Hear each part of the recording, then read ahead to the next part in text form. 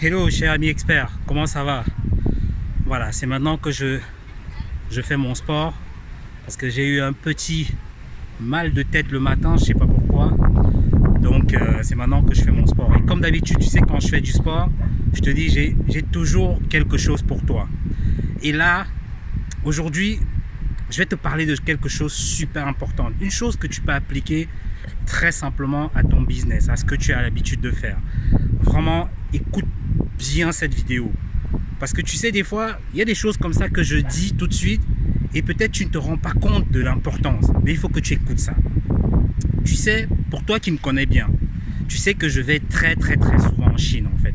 C'est-à-dire que depuis 2014, je vais en Chine quasiment tous les ans. Ça m'est arrivé même d'aller 2 fois par an.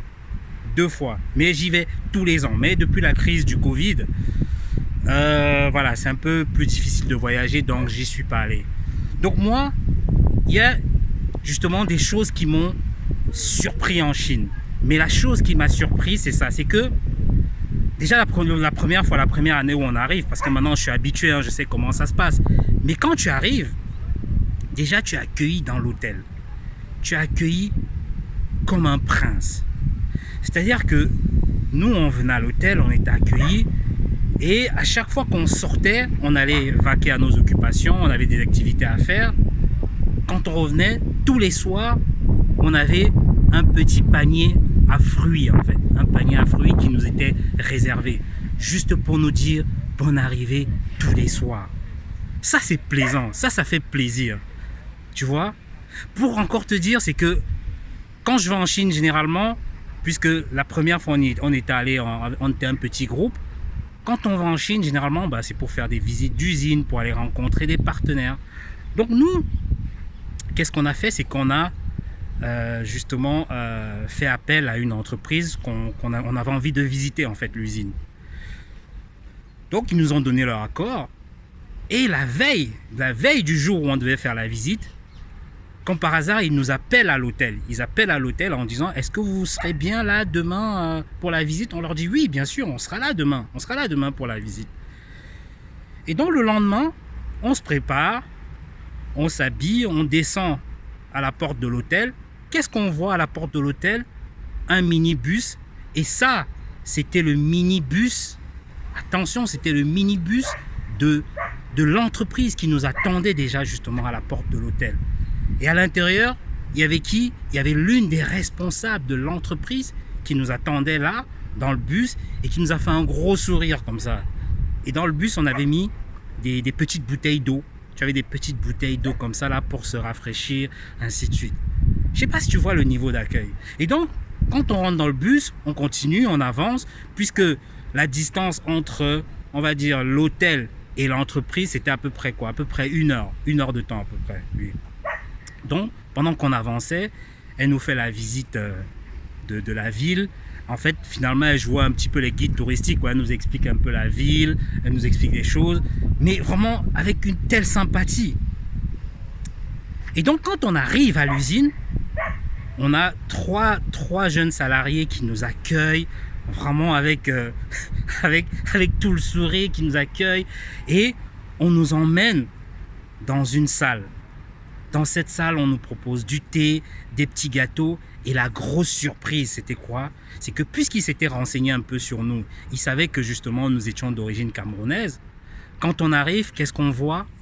On voit justement dans la salle un drapeau camerounais et un drapeau chinois en fait. On s'est dit waouh! Waouh, quel accueil! Parce que tu sais, quand tu as un petit peu ce patriotisme en toi, tu vas voir que déjà ça flatte ton ego en fait. Et là, tu es déjà open, tu es déjà ouvert à discuter avec la personne en face de toi. Donc voilà, dans la salle, c'était une très jolie salle. Ils nous expliquent un petit peu leur entreprise, qu'est-ce qu'ils font, quels sont les produits qu'ils réalisent et tout. Et après, on va faire la visite de l'usine. On marche, on voit les employés qui nous disent bonjour, on fait la visite de l'usine. Tout se passe super bien. Et après, ils nous offrent comme ça des petites brochures, des cadeaux, des petits trucs. Et ils nous raccompagnent à l'hôtel avec le minibus. Tu vois comment le service il est complet? Ils nous raccompagnent avec le minibus. Et ce n'est pas fini. c'est que la veille de notre séjour, c'est-à-dire que la veille du jour où on devait quitter la Chine pour rentrer chacun dans nos pays respectifs, qu'est-ce qu'ils ont fait? Ils nous ont appelés à l'hôtel pour nous souhaiter un bon voyage. Ça, c'est puissant. Ça, c'est puissant, ça.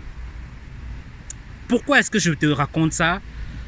C'est pour te montrer la force du service dans ton business. Oui, la force du service. Parce qu'il faut comprendre une chose, c'est que la qualité du produit que tu vends, que tu fabriques, la qualité, c'est important. Mais ce qui est encore plus important, ce qui est primordial, c'est le service que tu vas mettre autour. Parce que c'est ce service qui va te permettre de garder ton client pendant longtemps, pendant de longues années même en fait. Donc, cher expert, c'est que c'est à toi de réfléchir, de penser quel est le type de service par exemple que tu peux mettre autour de ton produit. Ça, c'est important. Le produit, c'est important, mais le service, c'est la clé aujourd'hui. Par exemple, si tu fabriques par exemple des sacs, je donne un exemple comme ça, ben écoute, avant de livrer le sac à quelqu'un, mets même une petite note écrite comme ça là, un remerciement, un truc. C'est souvent des choses simples. Donc à toi de réfléchir quel type d'attention, quel type de service tu vas pouvoir mettre comme cela autour de ton produit. Parce qu'il faut comprendre une chose, c'est que l'être humain, l'homme adore qu'on lui donne de l'attention. L'être humain adore qu'on lui donne de l'attention. Et si tu ne lui donnes pas cette attention, tu vas voir, tu seras un peu comme monsieur tout le monde. Donc donne-lui cette attention. Tu vois? Et encore pour te donner un exemple, moi j'aime bien souvent te donner d'autres exemples de la vie. C'est que tu vas voir quand tu accueilles par exemple un ami que tu adores chez toi, ou bien un ami ou une amie, peu importe que tu adores, si jamais il te demande par exemple, ou bien il te demande de l'eau à boire, bon, souvent même on le donne sans que la personne ne demande. Mais si la personne te demande, supposons que la personne te demande de l'eau à boire, qu'est-ce que tu fais? Tu vas lui ramener bien sûr la bouteille d'eau. Mais tu ne vas pas faire que ça. Tu vas ouvrir la bouteille d'eau. Mais tu ne vas pas faire que ça. Des fois même, tu vas lui ramener un verre. Mais tu ne vas pas faire que ça. Quelquefois, tu vas lui mettre même des glaçons dans le verre d'eau. Et c'est pas fini. Tu vas servir ton ami.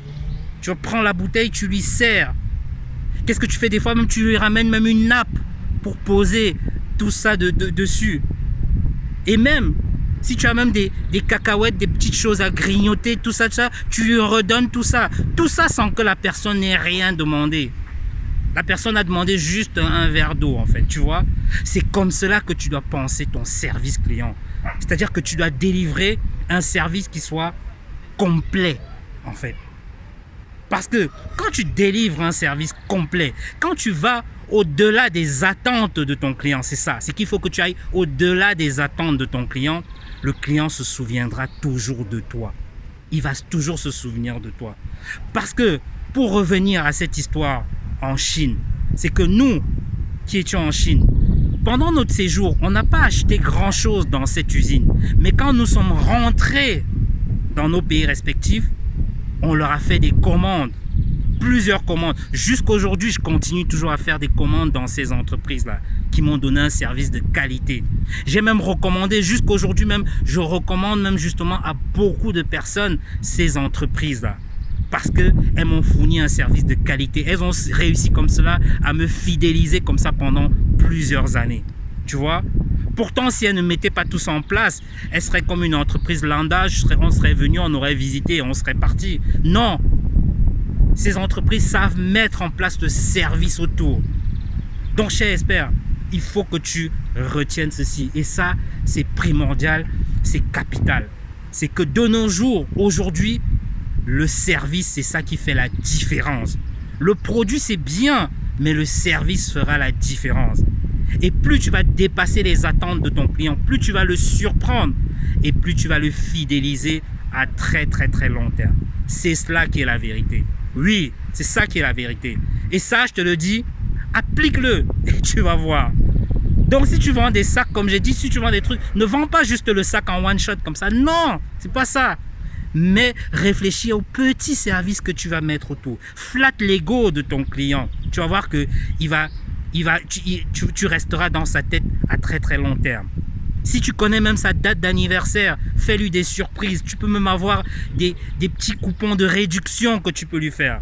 C'est comme cela que tu dépasses tes attentes et forcément, quand ton client aura le dilemme, le choix entre deux concurrents, bah devine qui va choisir. Il va choisir toi. Il va choisir toi, bien sûr. Parce que tu as dépassé ses attentes. C'est ça qui est la vérité. Ouais. Donc, très important, voilà, cher expert, c'était juste ça que j'avais envie de partager avec toi. Applique-le, c'est super important. Donc, c'était Bertrand Nouage, le décongélateur de cerveau. Là, je suis toujours là pour décongeler les cerveaux. Donc, écoute, si tu n'es pas encore abonné à cette chaîne, écoute, abonne-toi parce que j'ai toujours des pépites comme ça à te partager et que tu peux appliquer très rapidement dans ton business. Ben écoute, on garde le cap. C'était Bertrand Nouage, le décongélateur de cerveau. Je te dis ciao.